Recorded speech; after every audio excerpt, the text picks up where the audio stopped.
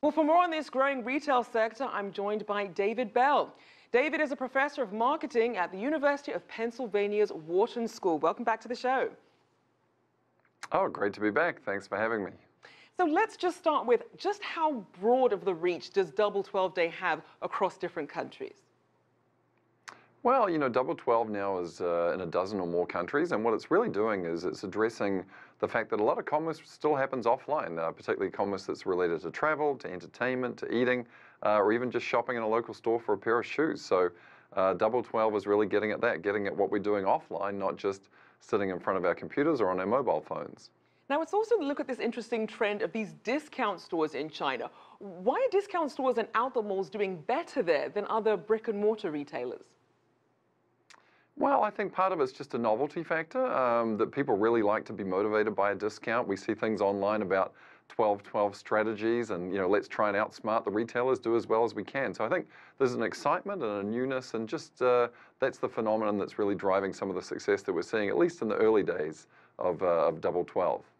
So give us some examples of some of the advantages that these discount stores have over regular brick and mortar stores, especially as they're all trying to compete with e-commerce.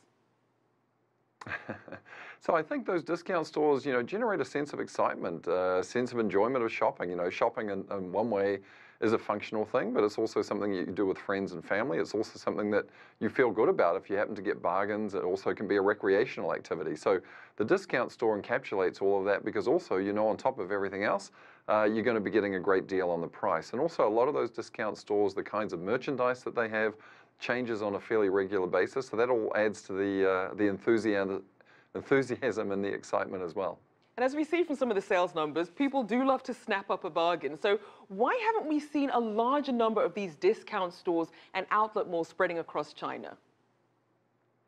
Well, I think, part of it is just e-commerce is still very, very strong. That's still really the high growth area of the economy. Of course, we're seeing a lot in new retail where online giants are adding things like supermarkets and regular stores to their portfolio. But I think, to build a regular store, to build discount stores, it takes capital, it takes time, and it takes physical infrastructure. So it's just not possible necessarily to blanket a large country like China as quickly as that.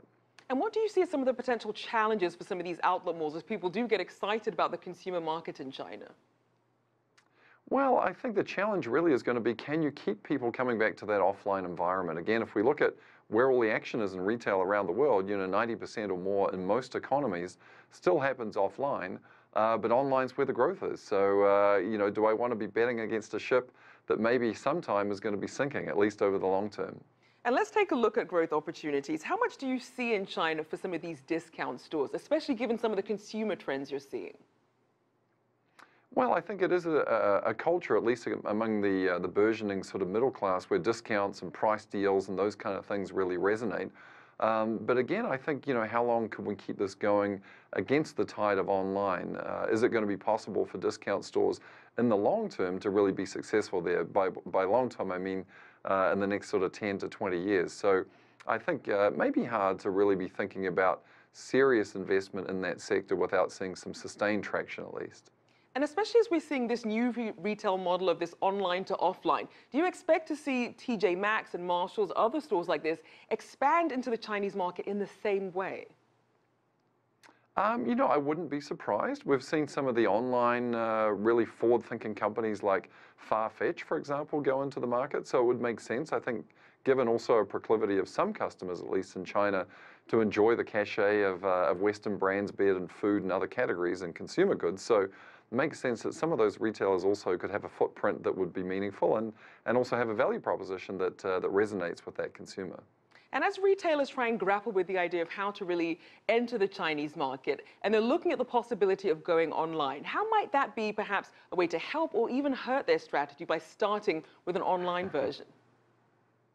Well, I think when you start with an online version, you're dealing with an online ecosystem that's very different to what those retailers are used to in Western Europe or the United States, in terms of stores having their own sites, the way product is displayed in Amazon. So just the whole online ecosystem that's there in China is very different to what those retailers are used to, and the ability of control that they can have over their own online messaging and how they drive traffic to anything that would be specific to them as a retailer. So from that point of view, it makes sense to also start thinking about what one could do with an offline environment that might be new and interesting, and maybe also using some of the tactics like buy online, pick up in store that we've seen be successful in the United States and other places.